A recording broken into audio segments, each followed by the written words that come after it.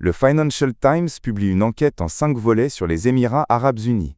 Un chapitre entier est consacré à l'Afrique, et le journal britannique y décrit Abu Dhabi comme la puissance étrangère la plus influente sur le continent depuis 10 ans. Fait rare, les Émirats ont répondu publiquement pour contester ce récit. L'enquête s'appuie sur des témoignages d'anciens combattants, des registres de voyage, des données numériques, des photos et des documents. Elle décrit des ports, des fermes industrielles, des mines, mais aussi des livraisons d'armes et des réseaux de mercenaires. Chaque affirmation reste celle du journal, et plusieurs sont contestées par les parties citées. Avril 2023, Khartoum. Selon le Financial Times, dans les premiers jours de la guerre civile, les forces de soutien rapide s'emparent de la raffinerie d'or public et forcent la banque centrale. Au moins 1,5 tonne de lingots, soit 100 millions de dollars à l'époque, disparaît, avec des bijoux pris dans les coffres de banques commerciales. Les forces de soutien rapide nient toute implication. Le journal cite un témoin, dont le récit est corroboré par 3 personnes au fait de l'opération. L'or aurait franchi les frontières vers le Tchad et le Soudan du Sud, avant d'être chargé dans des avions à destination des Émirats. Abu Dhabi n'a pas répondu à cette question précise, mais assure contrôler chaque transaction aurifère, et rappelle que l'or soudanais passé par les Émirats en 2025 représentait un peu plus d'1 milliard de dollars sur un marché de 300 milliards. Ce circuit dépasse largement le Soudan. L'organisation suisse SWISSAID estime que près de 30 milliards de dollars d'or artisanal africain quittent le continent chaque année vers Dubaï sans être déclarés. Autant de recettes qui échappent aux États producteurs. Tout a commencé par les ports.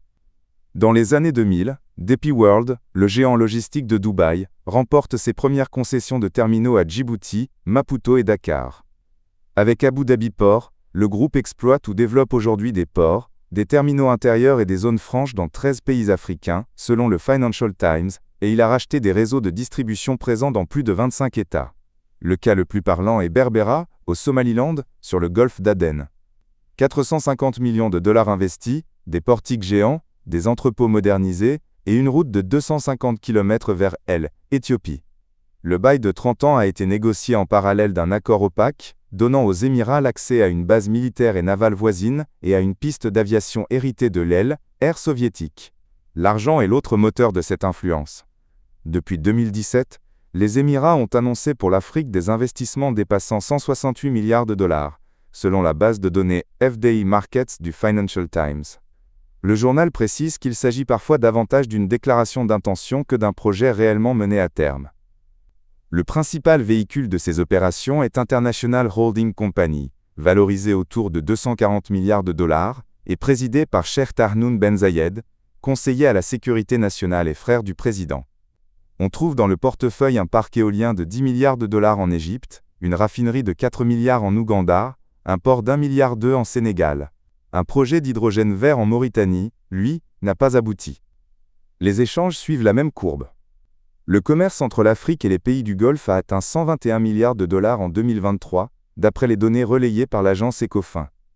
Les premiers partenaires sont l'Égypte, l'Afrique du Sud, le Nigeria, le Kenya, le Maroc, le Soudan, et Guinée-Érythrée. L'Algérie, elle, ne figure pas dans ce peloton de tête. L'agriculture est l'autre front. En 2020, un groupe émirati lance avec un conglomérat soudanais une ferme de 170 000 acres sur les rives du Nil, pour 225 millions de dollars. 2 ans plus tard, un port de 6 milliards est annoncé sur la mer Rouge. La guerre a tout arrêté, et le gouvernement militaire soudanais a annulé ses accords en 2024. Des terres ont depuis été sécurisées en Égypte, en Angola, en Mauritanie, au Kenya et en Tanzanie. Vient ensuite le sous-sol. En 5 ans, le même holding est devenu un investisseur de premier plan dans les mines africaines. Cuivre en Zambie, or en République démocratique du Congo, en Éthiopie et au Mali, fer en Mauritanie. Depuis l'an dernier, il contrôle 7% de l'offre mondiale éteint à travers ses participations dans l'Est congolais. Pendant que l'or sort du continent, les armes y entrent. Depuis 2 ans, des experts de l'ONU, des services de renseignement occidentaux, des spécialistes du suivi des vols et des organisations de défense des droits humains ont documenté des lignes d'approvisionnement vers le Soudan. Les forces de soutien rapide, accusées par l'ONU et Washington de nettoyage ethnique, disposent désormais de drones sophistiqués, de défense antiaérienne et de blindés. Abu Dhabi affirme n'apporter aucun soutien militaire ou financier à une quelconque partie au conflit. Le volet le plus explosif concerne les mercenaires. Des milliers de Colombiens auraient été recrutés pour combattre aux côtés des forces de soutien rapide. Plusieurs anciens combattants désignent une société de sécurité privée basée aux Émirats, fondée en 2016 par le secrétaire général du bureau présidentiel émirati, qui n'a pas répondu aux journalistes. Le premier groupe serait arrivé en octobre 2024, chargé d'ouvrir un corridor logistique depuis l'est de la Libye vers le Darfour. Le réseau décrit par le journal S étend de la Colombie aux Émirats, puis vers Bossaso en Somalie, Al-Koufra en Libye, Niala et El Fasher au Soudan. Un ancien combattant présenté sous le prénom de Manuel affirme que ce sont les Émirats qui financent la guerre et fournissent les armes, et qu'ils y injectent la plus grande part des moyens engagés. Sur le continent, la parole est prudente. Le ministre de l'Information érythréen dénonce une ambition injustifiée de contrôler toute la région, née, selon lui, du contrôle de ports secondaires en Afrique de l'Est. Un haut responsable ouest-africain, qui a demandé l'anonymat par crainte de représailles, juge que contrairement à la Chine, les Émirats sont intervenus négativement dans la politique africaine. Un universitaire éthiopien parle, lui, d'un acteur qui agit comme bon lui semble. Dubaï est devenue l'autre capitale du continent. En 2025, plus de 30 400 entreprises africaines y étaient enregistrées auprès de la Chambre de commerce. Entre 2019 et 2025, des Africains y ont placé plus de 30 milliards de dollars dans l'immobilier, dont un tiers venu du seul Nigeria. Les Émirats répondent qu'ils sont pleinement conscients de leurs responsabilités dans la protection du système financier mondial. Cette fois, Abu Dhabi n'a pas laissé passer. Dans une réponse rare publiée par le Financial Times, la directrice de la communication stratégique des Émirats se dit déçue.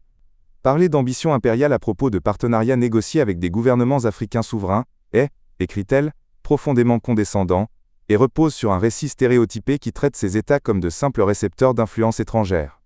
Vu d'Alger, ce dossier a une histoire longue.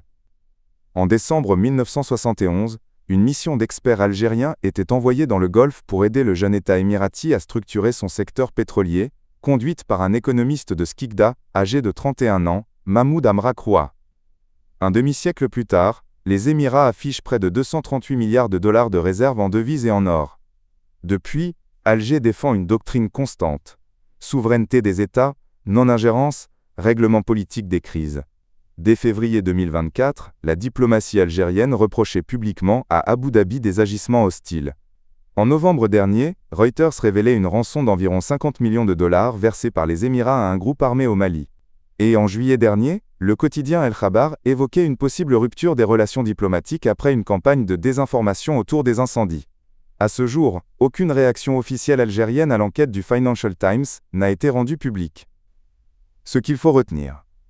Une enquête occidentale de référence décrit désormais un système émirati en Afrique fait de ports, de capitaux, de terres, de minerais et d'engagements sécuritaires, là où plusieurs capitales africaines alertaient depuis des années. Abu Dhabi conteste le mot impérial et parle de partenariat librement consenti. La question qui reste ouverte, c'est jusqu'où ira cette expansion. Abonnez-vous à Algérie News en direct pour la suite de ce dossier.